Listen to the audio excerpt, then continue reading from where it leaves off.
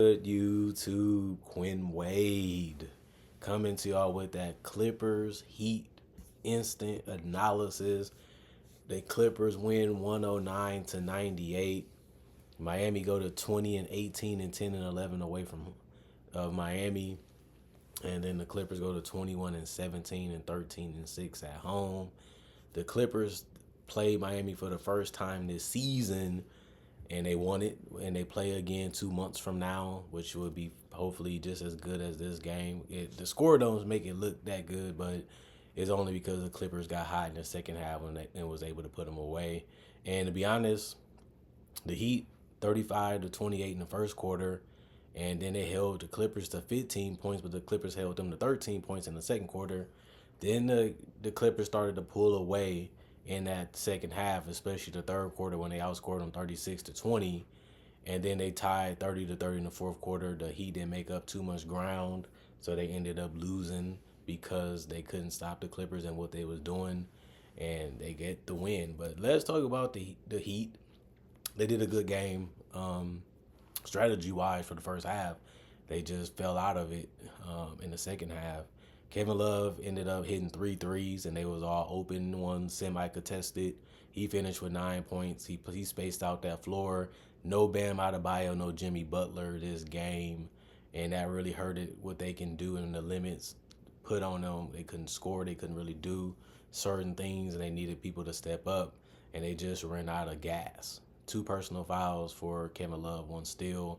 He only had 3 rebounds, 3 of 8 from three. That was his only field goal attempts. Haywood Highsmith had 9 points. He was 2 of 7 from three and 3 of 8 from the field. He only shot 1 of 2 from the free throw line when he got there. 5 rebounds, 2 assists, 3 steals, 1 block, 1 turnover, 1 personal foul, -4 and plus minus for him. And then Tyler Hero, 32 points, -2 and plus minus, 1 turnover, 7 assists, 11 rebounds, 30 and 10 for him. That was good to see. And 10 of 12 from the free throw line was really good to see too. Tyler Hero really was looking for his shot, and that's why he shot the most attempts on the Heat today. In those 37 minutes that he played, shot 20 attempts and he was 9 to 20. So he performed well. He shot a lot of threes too. He was 4 of 13. Didn't really make them the way he needed to make them for them to be able to win. But it was just good that he kept attacking and looking for a way to stay in the game and wanted to be the guy that can possibly lead them tonight.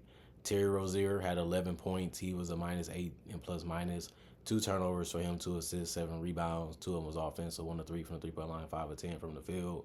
Jaime Jaquez Jr. had 10 points. He had 2 personal fouls, 5 turnovers, 1 steal, 5 assists, 2 rebounds, 2 of 4 from three, 4 of 9 from the field. And Duncan Robinson, 3 points, -8 and plus minus, 1 personal foul, 2 turnovers, 2 assists, 2 rebounds, 1 of was offensive, 1 of 5 from three. That was his only field goal attempts. And Nikola Jovic, he was 1 of 10 from the field and 1 of 7 from three. He was 2 of 2 from the free throw line, 6 rebounds, 2 of them was offensive, 3 assists, 1 steal, 1 block, 3 turnovers, 1 personal foul, -16 and plus minus 5 points. Khalil Ware, 19 points, -14 and plus minus 2 personal foul, 1 block, 1 turnover, 1 steal, 13 rebounds, so a double-double for him.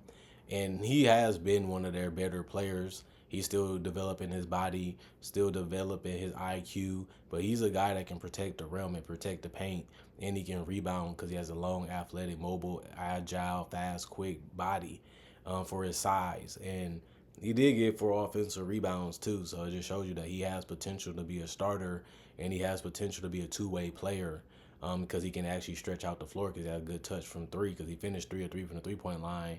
I know he's not a guy that you can rely on heavily, but at least you know he can make it and he's willing to take it. And he's shown that even throughout the season, even in preseason, even in summer league. And he was also 2 of 2 from the free throw line, 7 of 11 from the field. They're choosing to bring Khalil Ware on slowly. I don't think it's a problem because they're still winning games and they still know that he's going to be locked down for a while because of his rookie contract. So it's just good to bring him along slowly, let him learn the game, let him evolve as a player. And I just think that's just going to be really good for him like it was tonight.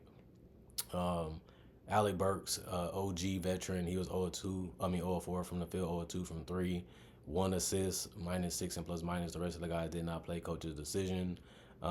Jimmy Butler didn't play because he was suspended. They're gonna need him back.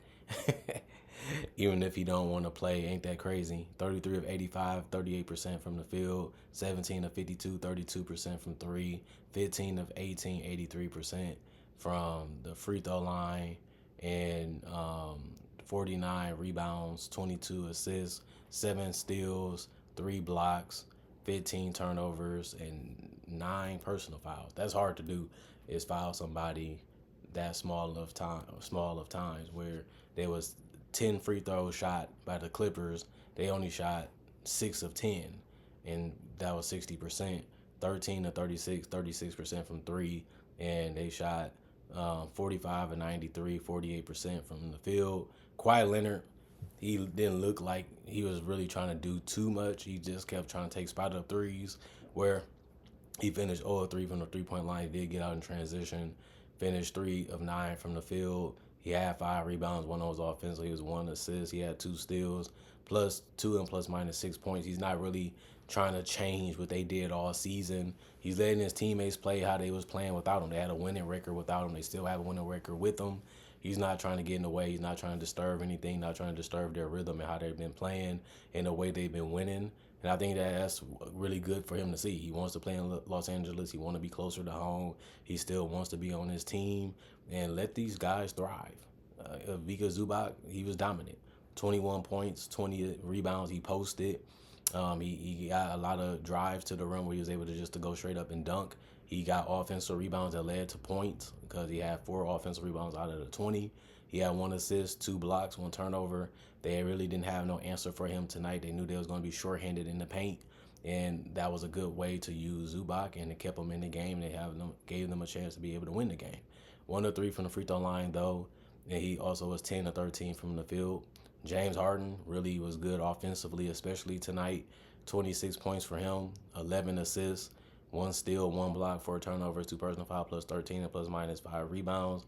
2 of 2 from the free throw line, 6 of 10 from 3, 9 of 17 from the field. Norman Powell, 29 points, plus 8 and plus minus 2 personal foul, 3 steals, 1 assist, 6 rebounds total. He was 5 of 8 from 3 and 12 of 17 from the field. He had good looks all game. It was just, was they going to go in? And they ended up doing that for him this game. He took very, very smart shot selection. James Harden took some tough ones, but he was able to get them to go in. Most of those step back threes are always going to be considered tough because even he misses them. I mean, obviously he missed 4 of them, but that was just good for him to be able to knock them down in general. And then just finding teammates cutting, finding teammates going to the paint, finding teammates for threes. James Harden just really became a master of that. He's a system within himself because he's just that smart at the game of at basketball, and he plays it the right way. And Chris Dunn, he ended up doing an up and over type of move.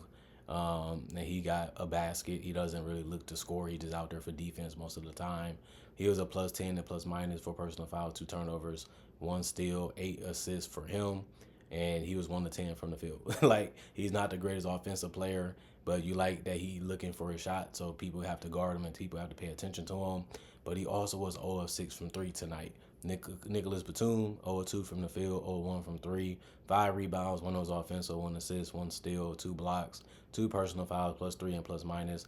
Derrick Jones Jr., 4 of 7 from the field, 0 of 2 from 3, 1 of 3 from the free throw line, 1 assist, 1 steal, 1 turnover, 1 personal foul, plus 8 and plus minus 9 points. Mo Bamba, 8 minutes, 2 of 3 from the field, 1 of 2 from 3, 7 rebounds, 1 was offensive, 1 turnover, 1 personal foul, plus 4 and plus minus 5 points. Amir Coffey, 1 of 5 from the field, 1 of 3 from the 3-point line, 2 of 2 from the free throw line, 2 steals, 2 personal fouls, plus 2 and plus minus 5 points. And Kevin Porter Jr., 3 of 10 from the field, or 1 from 3, 4 assists, 1 block, 2 turnovers, 1 personal foul, plus 2 and plus minus 6 points. He was able to score. He didn't really shoot the ball well or really good from the field, but he did have those 4 assists to keep the ball moving when he didn't have a shot that he liked. And he understanding that slowly. They need him to score. They need him to be aggressive when he's on the court. That's one of his roles. But the sad part, none of the Clippers got in double figures in any category or even in scoring, and they still was able to win this game by a lot. The rest of the guys didn't play. Coach's decision, 45 of 93, 48% from the field, 13 of 36, 36% from 3, 6 of 10, 60% from the free throw line, 48 rebounds, 28 assists, 11 steals, 6 blocks, 11 turnovers, 15 personal fouls, and 109 points to hang it up for the win. And that was good to see the Clippers still be able to win, even though their best player is still getting in shape, still getting how he's going to integrate himself into this offense and into this defense. He still shows that he's a team player first. And he's just trying to make their jobs easier, just trying to make their jobs a lot more smoother offensively and defensively. And he's showing that the last 3 games that he played. Now it's just about, can he stay healthy and can he get back to scoring and dominating games. They don't really need him to do that unless it's against better competition. And I'm not saying that he ain't better competition. They had no Jimmy, they had no Bam. Those are 2 of their best players, and those guys didn't even play. But a win is a win. You still got to win games. You still got to go out there and prove that you're the team that you believe that you are. And the Clippers still believe that they're one of the best teams. They had to take a long time to get to this point, and now they got to figure some more things out, and they got to go against the grain a little bit too to make sure things can fit the way that they need to for them to be the team that they think that they are. And that's just imagination, but they still put in the work because it's a long season. We're not even to the halfway point yet, and they still have a long way to go to still figure out the team that they're going to be. And then when it comes to the Heat, they just need to get their guys back. They need to figure out what they're going to do with the Jimmy situation, and they're going to have to probably reconstruct their roster again, or they're just going to have to find a way to just deal with his moody self and just allow it to be respect after a while. We know you can play.